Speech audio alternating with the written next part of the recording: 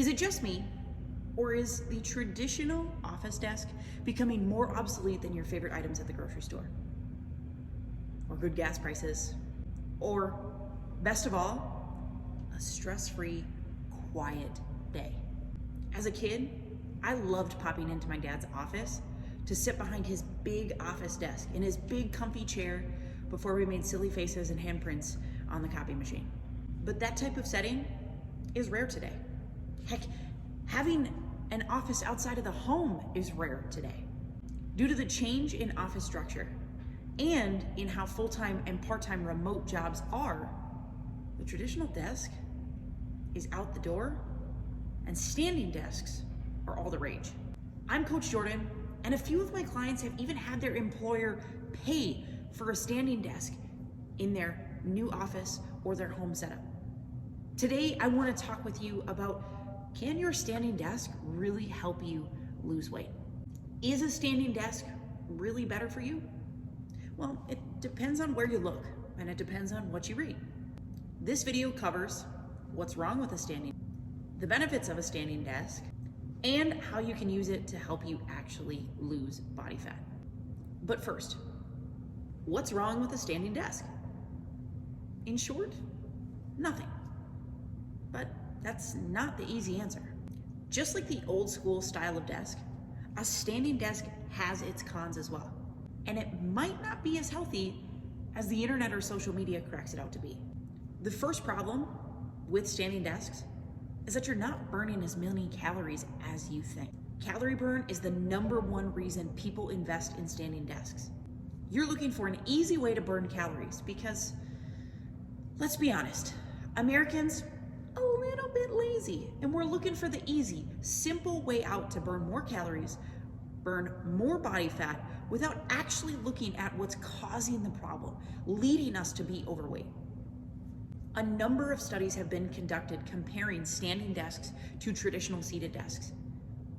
When you look at the research, the results are all over the board. Some only show a few more calories burned. Others show hundreds more burned. And there are some that even show thousands of calories burned at a standing desk compared to a seated desk. But did you read the fine print? Some of those studies suggesting thousands more calories burned are across a 7 to 10 day span, not on a daily basis. So the results show 1,000 more calories burned, but that was across 7 days, meaning you didn't burn as many calories as you thought. A few of the studies showing hundreds more calories burned at a standing desk were also taken across a 7 to 10 day span. However, those studies that did account for the daily caloric burn, showing hundreds more calories burned, didn't account for the activities beyond the desk that the individual was doing.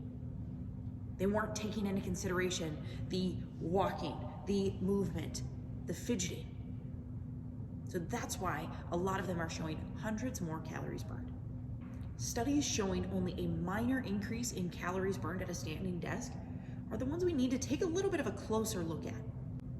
Harvard Health Publishing cited a study that compared seated computer work, watching TV, standing, and walking on a treadmill. No surprise, walking on a treadmill burned the most calories per hour at just over 210 calories per hour. Sitting, typing at your computer, and watching TV all yielded similar calories burned at about 80 calories per hour. Then there's the standing desk. The study showed only a slight increase from sitting, typing, and watching TV at 88 calories per hour. The article suggests that while standing at a desk might increase your caloric burn per hour, that large increase is largely due to the fact that standing typically leads to more healthful or active behaviors. It is not the standing alone that leads to more calories burned. Simply put, to burn the most calories with your standing desk, you gotta get up and move. If you want 30 quick and easy ways to move more during your workday, click the link below for 30 ways to move. The second con or pitfall of standing desks is that posture, standing, can sometimes be worse than your posture seated. Aside from calories burned, standing desks are heavily promoted because of what it can do for your posture. Can it improve that slouch posture? Absolutely, but there are some other areas that need some attention in this standing position. Number one being neck flexion, wherein you stick your chin out because our workstation is typically lower than eye level, and we have this tendency to reach our neck and our eyes towards it. This causes the chin to jut forward, and it places a significant strain on your neck.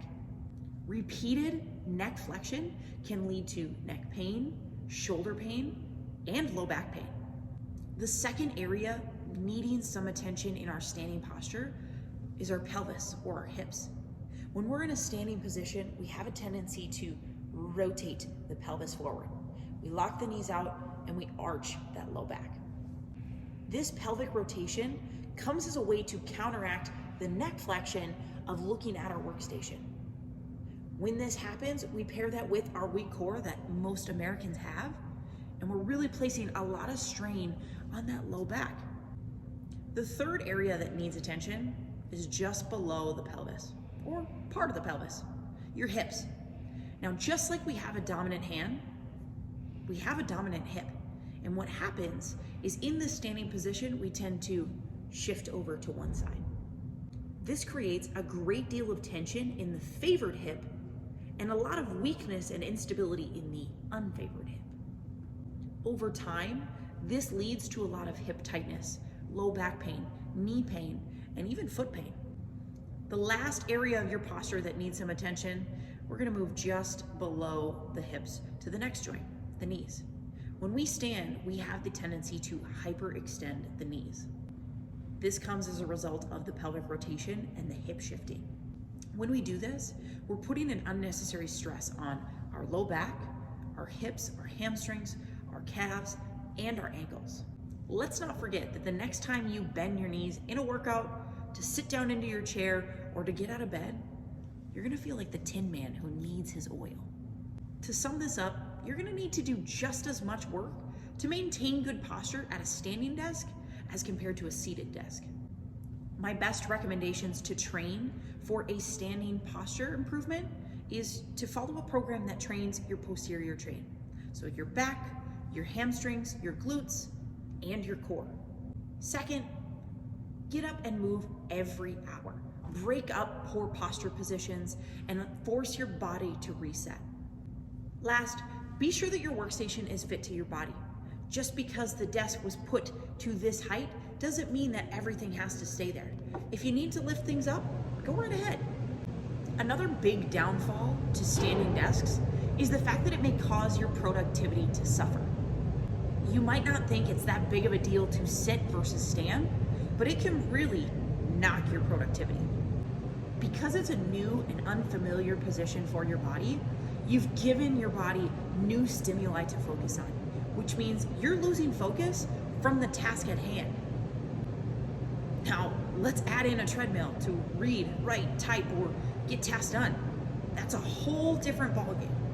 Personally, my treadmill desk is used for typing, social media interaction, client conversations, and reading. Any creative design work, writing, or deep thought work has to be done in a seated position. Everybody has an ideal working position.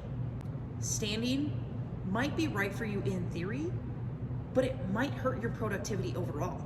If you find yourself fidgeting or struggling to focus, adjust your position, see if you can find comfort, but if not, hurting your productivity overall creates more stress, which isn't good for your health or fat loss either. Now, before you go listing your standing desk on Facebook Marketplace, let's share some of the benefits of a standing desk. Number one, a lowered risk of obesity. Now, while there may not be that many calories burned while standing behind a desk, research does show that individuals who stand more are more likely to be active and practice healthful behaviors, thus having a lowered risk of obesity. Second, there's a potential for lowered blood sugar levels. Now, it is recommended that you sit to eat, improves digestion, but it's also suggested that you walk for 10 to 30 minutes following a meal to help direct your food to the right location, and lower blood sugar levels overall. Third, there's a lowered risk of heart disease. Research now shows that prolonged sedentary time leads to an increase in risk of heart disease by up to 147%. Let's not forget that a lowered risk of heart disease also improves longevity. The fourth benefit of standing desks comes in postural improvements. Now, I know I just shredded posture and standing desks, but research does show that individuals using a standing desk to have better posture long term because they are more likely to break up their workday, get up and move more, and practice these more healthful, active behaviors. The final benefit, it shows improvements in mood and energy day to day. This goes along with the research that shows individuals who live a more active lifestyle are less likely to have symptoms of depression and anxiety.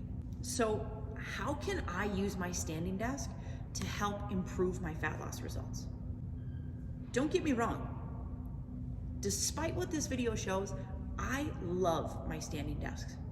Super grateful for my 2 clients who hooked me up with these.